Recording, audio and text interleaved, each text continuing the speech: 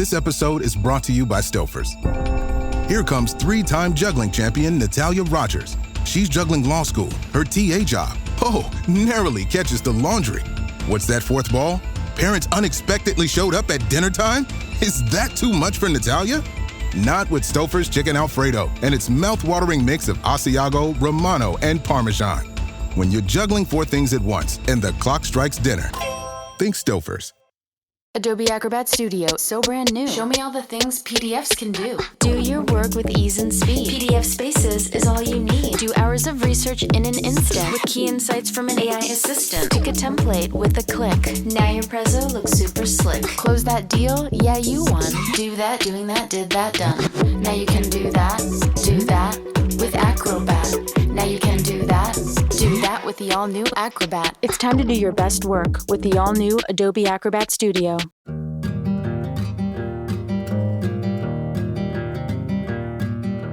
Welcome to Farm Here Daily, a Field Forward podcast. I'm your host, David Geiger. Today on Farm Here Daily, we take a look at challenges starting out the new year with Iowa Soybean Association President Tom Adam, along with priorities and goals for the association in 2026. Please be sure to like and follow the podcast as well as our social media at Field Forward Pod. We would love to have you join our community, keeping folks informed about what is affecting our farmers. This is Farm Here Daily.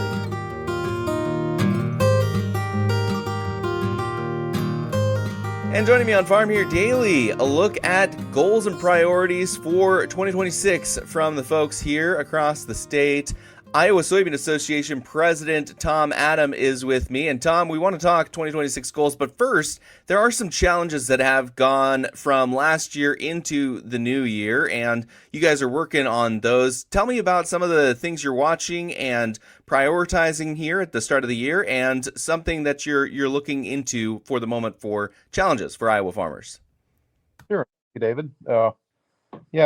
Farmers are being faced with unprecedented high input costs right now, and adding to that concern is the volatility in trade relations that's causing South America to continue to ramp up production and lead to more oversupply. South America competition is something we're going to have to continue to deal with, but as their production grows faster than demand can increase, it just leads to overproduction, all leading to negative profit margins.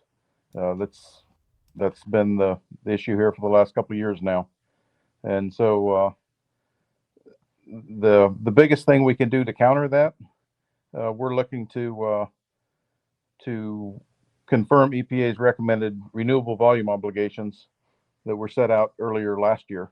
That would solidify some of the commitments to increasing crush capacities.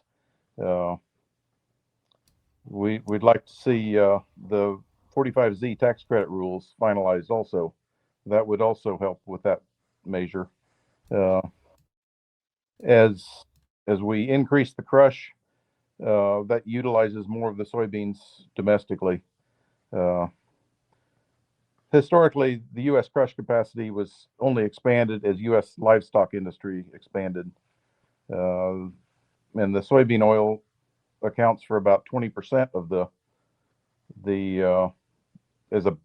used to be like a byproduct without any substantial value, but today we're crushing more for the oil than we are for the meal. So starting in the last 5 years, crush capacities continue to increase to meet the domestic biofuel demand, which is driven largely by the renewable volume obligation, which is why we need EPA's recommendation to be confirmed by Congress. That's interesting you brought that up, because it is typically not a soybean talking prior. It's very important for soybean producers, soybean oil and biodiesel, et cetera. But it's not as, topical as, say, the corn producers side of things. But I'm looking at the markets right now, and soybean oil is the only thing that's green at the moment for grain. So it's definitely a big part of what makes a soybean producer profitable. And you are approaching with the 45Z tax credit, and then also the RVOs set to come out. Well, they were supposed to come out in November, but now there's set to come out sometime early this year. Right. So yeah, those are probably the biggest priorities we have. Uh, as the director on the Iowa Soybean Association, we've had the opportunity to go around the world and visit places that are eager to expand their livestock industry, and but to do that they need soy protein. So we have markets that are not huge. They're not going to replace China, but they will help to consume some of the soybean meal that's coming off of these crush facilities. You mentioned South America, and I think this is an important thing that's been brewing for, the last decade.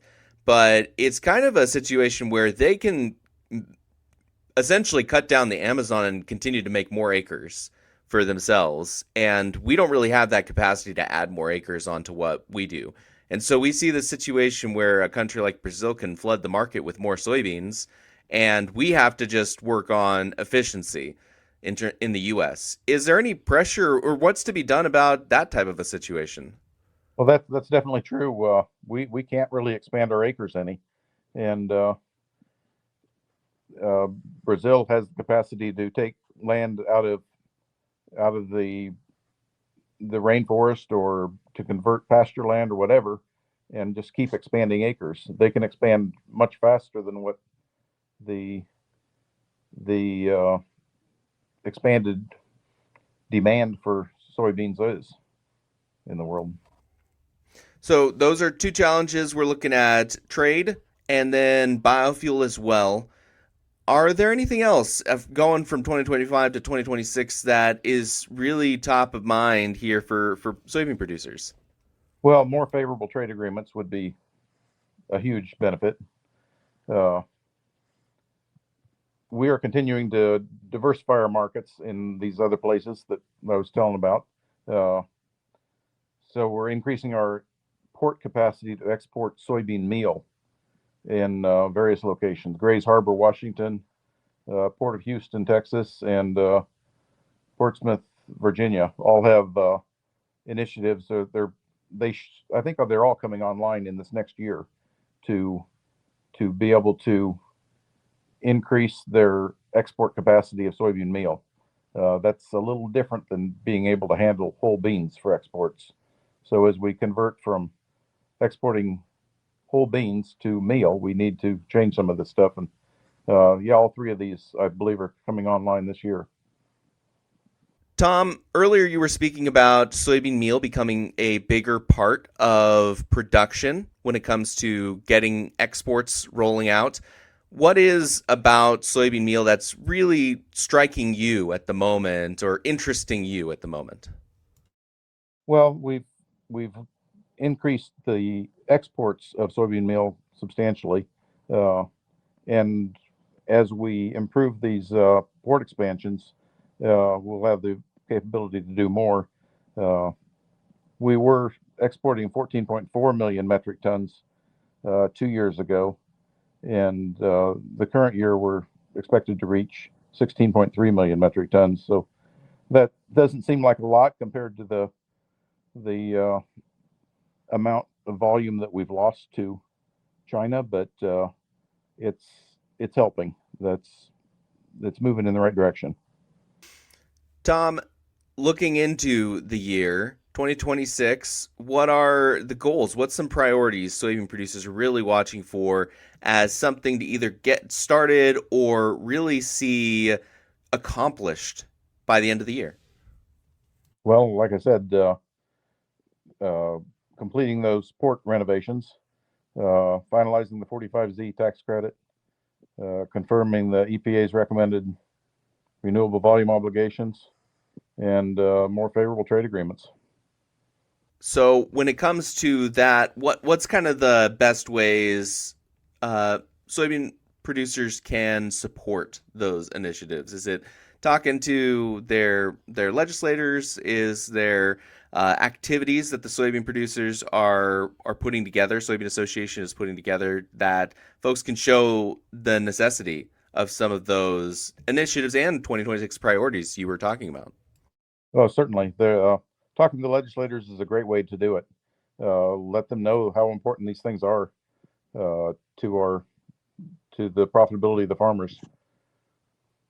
Tom, how are you cooperating, and how are the folks with the Iowa Soybean Association cooperating with your national partners in working towards some of these goals and figuring out stuff to do for Iowa farmers?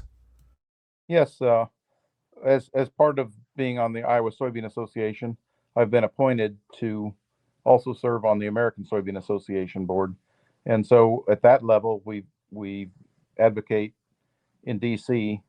for farmers for these issues. We'll have a meeting in March and again in July. Occasionally, there will be a group have a fly in and on a particular issue when there's a bill that is up for consideration that is favorable or unfavorable, whatever. The American Soybean Association is really the lobbying arm of the soybean industry. Tom Adam is the president of the Iowa Soybean Association. Tom, thank you so much for joining me on Farm Here Daily and talking about the important issues going on for Iowa farmers. Okay, thank you, David. Appreciate the opportunity to speak to you. This is Farm Your Daily, a Field Forward podcast. Thank you so much for listening. Again, in order to continue to produce this type of local content, we would love to have you join our community. So please follow the podcast as well as our social media channels at Field Forward Pod. You can also find me on social media at Geiger Reports. Again, I am your host, David Geiger, and I'll be back again tomorrow, everybody.